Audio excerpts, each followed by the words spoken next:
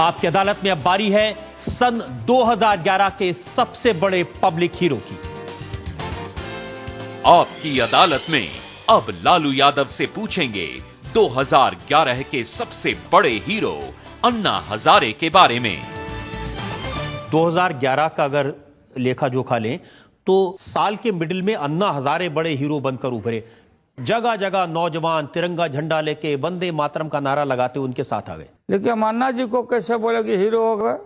अब ये हीरो कहने का मतलब आपका है, ये कहना चाहते हैं कि लोकपाल बिल पास हुआ। कहाँ पास हुआ? न पास हुआ न फेल हुआ, अधर में लटका हुआ। मैंने पूछा, अन्ना हजारे जी से पूछा, उनके टीम के लोगों से पूछा कि हम जानना चाहते हैं, सब देश जानना चाहता है कि सिविल सोसाइटी का चुनाव कब हुआ। आप ये 5 आदमी कब चुने गए? प्रशांत भूषण, उनके पिताजी शांति भूषण, किरण बेदी, केजरीवाल, और आप तो ठीक है गांधीवादी आदमी हैं, अच्छा ठीक है, लेकिन इस देश में दोबारा कोई गांधी नहीं हो सकता और दोबारा कोई लोकनायक जयप्रकाश नहीं हो सकता। आप बताइए कि आप 5 आदमी का चुनाव कब हुआ? On the behalf of the country, people, नागरिक, सिटीजन। 30 करोड़ आबादी है। ये जो 5 लोग की आप बात कर रहे हैं, इनको रिकॉग्निशन तो सरकार ने दिया था। मैं वही कहने जा रहा था, तब तक आप टोक दिया।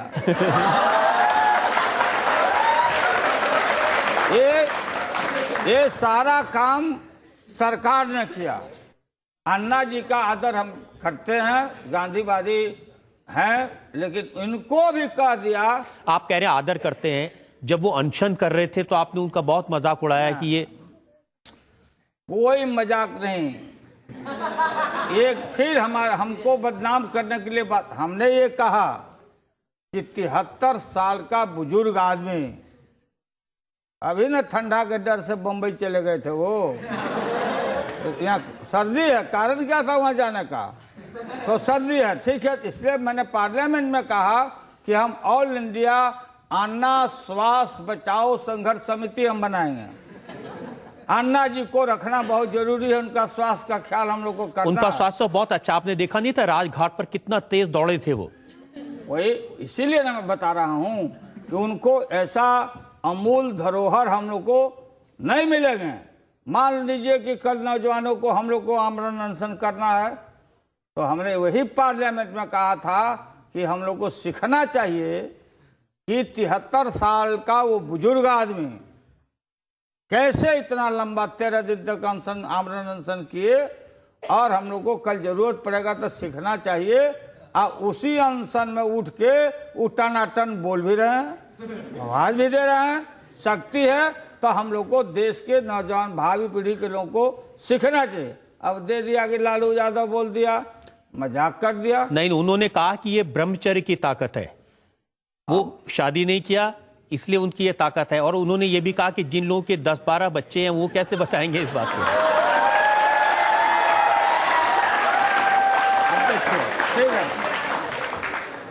12 बच्चे 11 बच्चे जो भी बच्चे एक आते हैं अपने भाग से। और इसके बाद हमको ब्रह्मचारियों के विषय में खूब जानकारी है, ब्रह्मचारियों, लेकिन मैं किन्हीं का नाम लेना नहीं चाहता। बहुत सारे लोग लाचारी ब्रह्मचारी हो जाते हैं, बहुत सारे लोग। हम किसी का नाम नहीं ले रहे हैं। फिर मैं बार बार लाचारी ब्रह्मचारी को मैं देखता हूं तो मुझे मुस्कान आता है। अगर ये 2011 का साल देखें तो जितने कुंवारे हैं, अन्ना हजारे, स्वामी रामदेव, राहुल गांधी, यही सब लोग हीरो बने रहे ना, अटल बिहारी वाजपेयी। लेकिन आपको नहीं लगा ये जो 2011 था ये ऐसे लोगों का जमाना था जिन्होंने शादी नहीं की? शादी नहीं की, अब शादी अन्ना जी हैं, स्वामी रामदेव हैं। रामदेव जी को फिर उसमें जोड़े आप। ये पहले होता था बाल विवाह। देखो बाल विवाह, नौजवान लोगों 13 साल 12 साल में शादी हो जाते थे। सिंदूरदान भी कर रहा दूल्हा, तो पता नहीं कि कहाँ सिंदूरदान कर रहा है।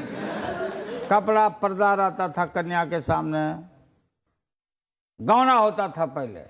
लड़की जब मैच्योर हो जाती थी तो गौने होते थे।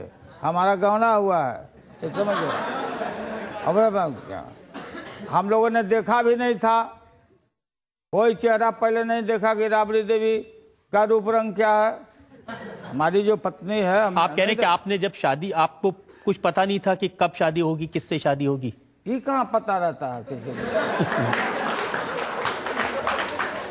कब शादी होगा, कैसे शादी होगा, क्या शादी होगा, लेकिन ये तो पक्का ही था कि शादी होगा। और रीति रिवाज जो हमारा संस्कृति है उसके अनुसार हम शादी किया। करना चाहिए भी लोगों को।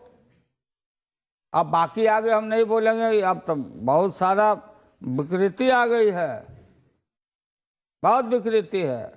उन चीज़ों का उल्लेख मैं नहीं करूंगा यहाँ पर। जो नहीं समझेगा उल्टा बोलेगा लालू ऐसा बोल दिया। इसलिए अन्ना जी के प्रति, सभी महानुभावों के प्रति अगाध श्रद्धा है हमारा। लेकिन ये सही नहीं है कि अन्ना हजारे को अगर जेल नहीं भेजते तो शायद ये आंदोलन इतना बड़ा नहीं बनता। नहीं, जेल भेजे, जेल नहीं, जेल के गेट तक लोग ले गया था। वो निर्णय ठीक नहीं था। अपना अनशन कर रहे थे, करने देना चाहिए। और उसके बाद एक बार जेल में भेजा और अगले दिन पार्लियामेंट में प्रधानमंत्री ने कहा मैं उन्हें सैल्यूट करता हूं। बिल्कुल, प्रधानमंत्री ने सैल्यूट का बोला कि मैं सैल्यूट करता हूं। किस स्टेज में किया? अब ये जो अपने डॉक्टर साहब हैं त्रेहन जी, डॉक्टर नरेश त्रेहन, तो हम तो हमारा दोस्ती है उनसे, लेकिन ये भी देखे कि अन्ना हजारी जी का स्वास्थ्य एक दिन ठीक कर देते थे और दूसरे दिन बीपी बहुत बढ़ा देते थे। हल्ला मचा के भाई अन्ना हजारी अब मर जाएंगे, तोड़वाओ दे, कोई तरह से तोड़वाओ, इसी तरह से तोड़वाओ।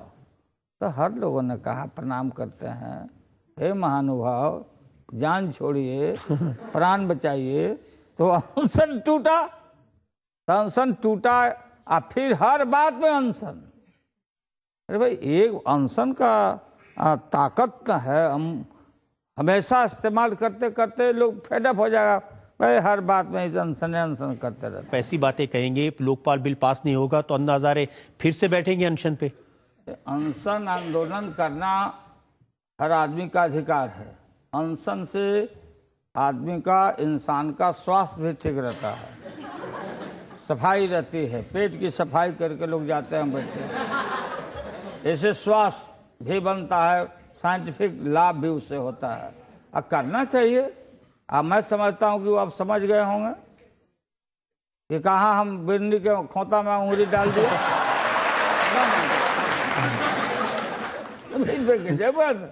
कंट्री केजरीवाल भाई, एक रिटायर्ड ब्यूरोक्रेट किरण बेदी, एक केजरीवाल, हम कोई आरोप लगाया और क्या कोनो बोला कि इतना ही लाख रुपया ले लिया था।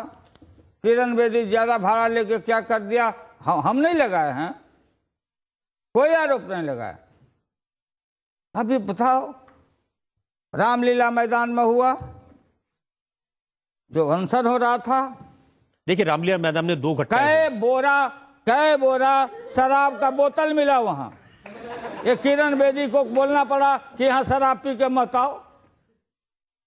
हम बोले हैं, ये बोले हैं, हम तो घेर लो एमपीओ को, घेर लो, घरों घेर को घर लो, घेर लो इनको, घेर लो। तो घेर लो तो हम वहीं बैठे हुए थे अपने घर में। घेर लो। तो आपकी नाराजगी उनसे इसलिए है कि वो एमपी के खिलाफ बात करते हैं? एमपी ही नहीं, ये लोकपाल बिल चाहे, इससे वो भी बोल चुके हैं कि इससे भ्रष्टाचार नहीं मिटेगा, नहीं मिटेगा, वो भी बोल चुके हैं। सब लोग मानते हैं। देखिए लालू जी, अन्ना हजारे एक ऐसे आदमी हैं जो मंदिर में रहते हैं। वो कहते हैं मेरे पास एक थाली है, एक लोटा है और अपने लिए कुछ नहीं चाहिए। ये लोगों के लिए, जनता के लिए भ्रष्टाचार विरोधी सख्त कानून बने, इसके लिए लड़ रहा हूं। वही एक अकेले हैं इस तरह के, करोड़ों करोड़ लोग झोपड़ी में रहते हैं। अन्ना जी रहते हैं, वहां रहते हैं, अपने ठीक है रहते हैं, हम मानते हैं, रहते हैं। कौन मंदिर में रहते हैं? जादव बाबा, जादव बाबा का मंदिर है, वो जादव बाबा का साष्टांग करके तबे कहीं से निकलते हैं। क्यों सफाई दे रहे हैं भाई? कौन आपसे हिसाब मांग रहा है? आप पार्टी बना लीजिए, आप सब खड़ा करा के आज जीत के आ जाइए, राज करिए। यहाँ बने बिल बने भले, अब बनेगा तो हमारा 4 MP बना देगा क्या? जनता से लोग पूछते हैं, आप लोग का अगर पूछना चाहते हैं। हाँ। इतना आदमी पूछोगे? ये सब लोग हैं। आप फर्स्ट रो में। हाँ। कहते हैं जब तक रहेगा समोसे में आलू, जब तक रहेगा समोसे में आलू, हमें कब तक डराएगा लालू जी भ्रष्टाचार का भालू? कोई भालू नहीं डराएगा। रूखा सूखा खा के नींद से सुतिए आप। देख वीरानी चुपड़ी मत ललचाओ जीव। अब बात समझ गया? अब अपना देखो, ठीक है? साईं इतना दीजिए जामे कुटुंब समाए, मैं भी भूखा ना रहूं, साधु भूखा न जाए। है प्रभु हमको इतना ही दीजिए जिससे मेरा परिवार। ये करिए। लालच ये आखिर क्या हो रहा है? जो हो रहा है, भूम मच रहा है, सब इधर उधर मिला रे के रे का रे धन रे। एक अपार्टमेंट से काम नहीं चल रहा है, 10-10 अपार्टमेंट चाहिए। आप तो जो साधु प्रवचन देते हैं उनसे भी अच्छा प्रवचन दे रहे हैं। हम कभी बढ़िया प्रवचन देते हैं, और लेकिन हम नहीं चाहते हैं कि हम इसमें इंटर करें।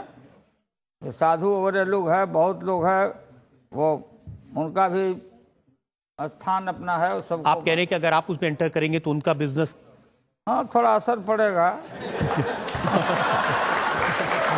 अच्छा, लालू जी आपने अन्ना हजारे को निशाने पर रखा और सारे साल तीर चलाए स्वामी रामदेव पर। क्या तकरार है स्वामी रामदेव से लालू यादव की? ये लालू यादव से पूछेंगे एक ब्रेक के बाद। रामदेव स्वामी नहीं है, ये एक अच्छा ट्रेनर हो सकते हैं, PT कराने वाला, जैसे NCC में आदमी होता है।